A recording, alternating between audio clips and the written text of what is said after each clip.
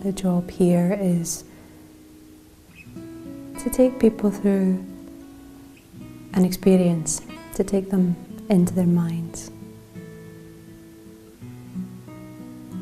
to take people to find what they're really looking for in life, to find actual happiness, and to know from their own experience that it really is inside their own minds.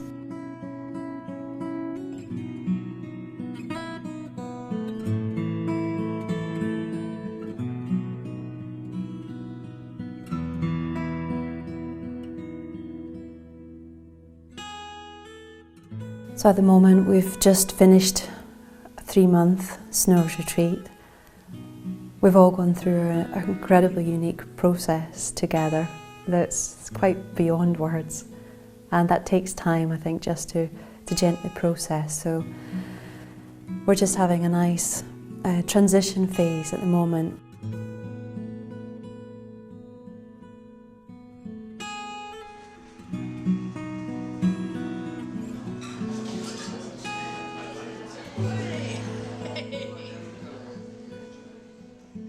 It's like we know each other for many years. It's quite funny. And it's just amazing being able to talk and share with this and laugh together and thank people for like, oh, you inspire me so much. There are some people who are like always doing prostration and mandala. And when you feel very like there's nothing working for you, you just focus on them. And they will carry you through the retreat. It's just amazing. And then just go there and thank them so much. And they don't realize it at all what they were doing. I used to meditate just in the classes, but I never feel something in my heart, really something in my heart. To feel better, to love the meditations, but I never really feel. So here you can come much deeper the feeling, and you can have the experience in your heart. So it was wonderful for me to have this new experience than in the daily life. It was the best experience in my life. I have learned a lot of Dharma. I live the Dharma all the time. I could practice Dharma all the time, so it was wonderful. It's going to change my life, you know. And, you know, like such a sort of harmonious place. It's got like such great energy here, and it feels blessed and protected. You know, you feel very close to the Guru, you know, to Geshe-la, so much of this time. And you can, you know, even though you might, you know, encounter a lot of difficulties, like trying to tame our sort of unruly minds, you just feel this like deep layer of protection, sort of, you know, protecting us and, you know, guiding us through those difficult times. There's so much to gain from being within these conditions, and you always gain some level of insight to really see what's maybe not obvious in your everyday life because we're so busy distracting ourselves and avoiding certain aspects of ourselves that we don't like. But if we've got the courage just to face them, to come and have a look at our own mind, while we have the map of Buddha's teachings and advice to follow to really show us how to maneuver past what feels immovable obstacles in our mind. It was great. It was a bit difficult. Had some obstacles coming up, but like they started off, it felt like obstacles, problems, and then they turned into like Dharma jewels, and it was really beautiful seeing the transformation of the mind and seeing that problem after a while it's not a problem anymore. It's good fun to deal with it, and you learn so much. because you're constantly confronted and you're constantly mindful, and it's such a precious opportunity to really see what's going on in your mind. And we also get to experience how close enlightenment is for us. You know, it's it's not that far away. Yeah, it becomes like the idea of enlightenment becomes a lot more tangible than just mere words. You know, at times it can be like, you know, it's like heaven, you know, experiencing heaven. There's one time I was just having such a beautiful day, and like in the Kadampa, the sun was shining through these big windows here, and you know, just everything about my day that day was like heaven, and I even kind of wrote some poetry about it, you know, describing my experience of Kadra heaven. And I don't even write poetry, but these kind of experiences happen. It just makes you show that everything's possible, and the Pure Land's not some faraway place, and it's just an experience of the mind. And really those experiences of deep inner peace, gives us fuel for our Dharma practice. We know what we've experienced. We've experienced something, and it's completely achievable, for everyone. Especially for the longer retreats, I think people feel they need to be at a kind of a level already in their spiritual life, and I think it just feels, from my experience and from what the feedback we've had here, it seems more like people just have to have the wish and the courage that they want to actually explore their mind and to really want to improve themselves, and then trust that the conditions will take them there. I felt like I was at the point where I really wanted to make some deep progress. So I think to do that you have to give yourself the right conditions. We've all got potential to really flourish, I think, in Dharma, and if you give yourself the right environment to do that, I think you can really make some real progress. The silence makes you see things in a different way, I think.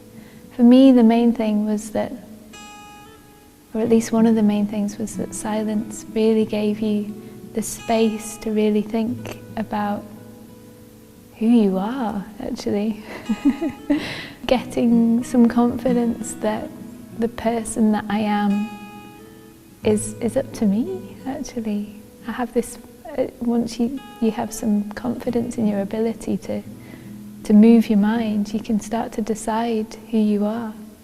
And in the silence, that's what really gives you the space to do that, to learn how to do that. I think you have to be a little bit brave to go into retreat, to really be looking at what's going on in your mind. So I think to have the confidence to do that, you really have to feel like there's somebody there to look after you. And the team here have just been so incredibly supportive, really. You just feel so cared for that you can really let go and delve into the depths of your mind for a while. Every retreat you do, you don't regret.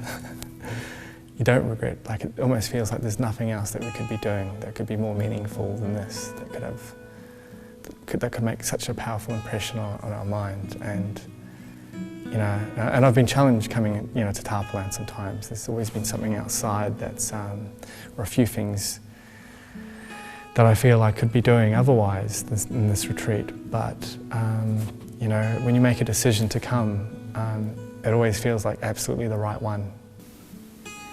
But also that you don't have to dive in at the deep end. Do a short retreat if you're not sure.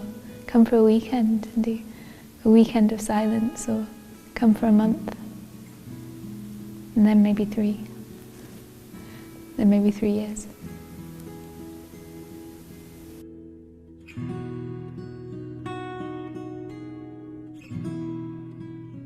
Yes. My name is Kelsang Sangdrup, and I've been doing solitary retreat for most of the last 2 years, and my intention is simply to stay here.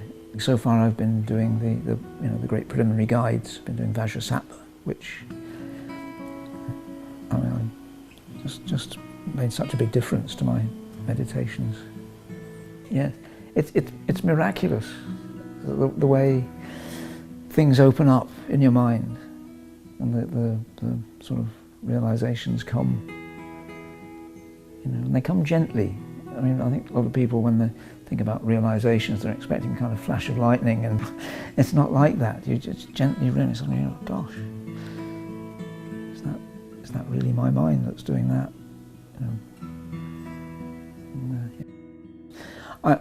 I just love everybody to be able to come here and experience the things that I've been experiencing. Happily, Tharpaland here is about to be extended. They're going to renovate another of the buildings. It could change so many people's lives. We have a very exciting project coming up. While we have silent retreats on, there will be a place in the Red House where people can live, talk, and there will be public Kadampa for GP classes to continue while we have silent retreats. There will be day courses, etc. So people can just live there like in any other Dharma center while we have silent retreats here in the castle. Inside it's a mess at the moment. Everything has to be redone. So as you can see, this was a little kiddies bathroom, and it's going to be our second entrance. So there's going to be a new staircase coming up, and we'll have to do some serious breaking through and smashing. And this is going to be our future Kadampa. And we're going to have our resident kitchen in here for the first floor. I suppose building temples has always been a very special thing for me. And the more I've been doing it, the more I realize the benefit for myself. And I'm doing this for myself in a way, because I don't feel like I'm so greatly needed to do all these things. I feel like I need this, If you understand how this is actually your training in mindfulness, alertness and concentration, and how actually through this you can train your mind, then it just becomes beautiful, It just becomes your practice. You haven't got time to spend hours in meditation, so you've got to make it your practice. And even things like building work, rough building work, becomes actually a very, can become a very light and joyful thing, a very enjoyable thing. You're part of Keshala's vision, and you get the blessings. That's what the joy comes from, isn't it? And I can see that the more I experience the retreats, the more and more I see people going in and coming out, the more I realize, yeah, this is so important to have a place like this.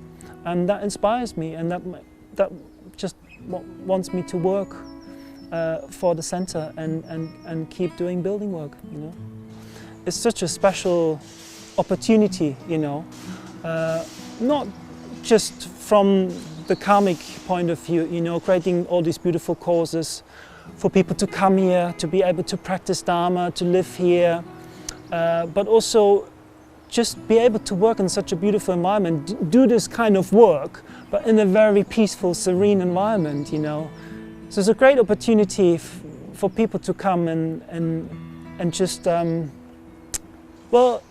learn by doing.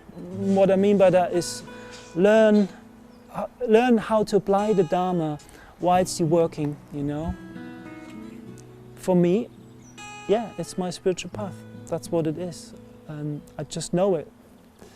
But I wasn't planning to do it, and I wasn't thinking I'm going to end up doing it. All I wanted to do was learn to meditate.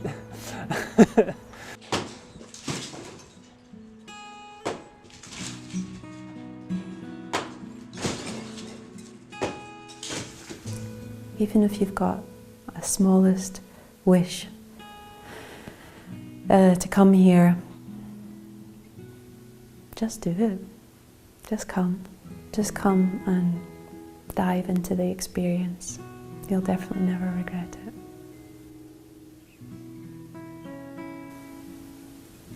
Life-changing. Really simply life-changing.